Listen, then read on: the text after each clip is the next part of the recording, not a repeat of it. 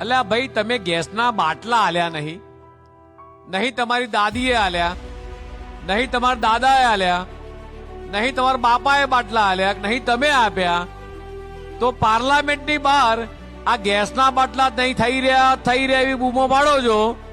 ખાલી પૂછશો તમે કે નહેરુજીને વિચાર આવ્યો તો તમારા દાદાને? તમારી દાદી ઇન્દિરા ગાંધીને વિચાર આવ્યો તો કે મારા બાટલા હલવા જોઈએ, કે મારી માતાઓ બહેનો આ ચૂલા પર રસોઈ કરે છે, કોઈ દાડો રસોઈ કરી હોય તો ખબર પડે ને? કોઈ દાડો રસોઈ કરી હોય તો ખબર પડે કે ચૂલો કેમ, કે ભૂંગળી કેમ મરાય છે, એ ખબર નથી. અને બાટલા નથી મળે એની રાડો પાડો છો. તો બાટલા આલ્યા કોણે?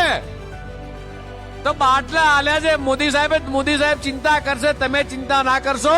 આ ગુજરાતની પ્રજાના, દેશની 140 કરોડ જનતા ની ચિંતા નરેન્દ્ર મોદી સરકાર કરે છે.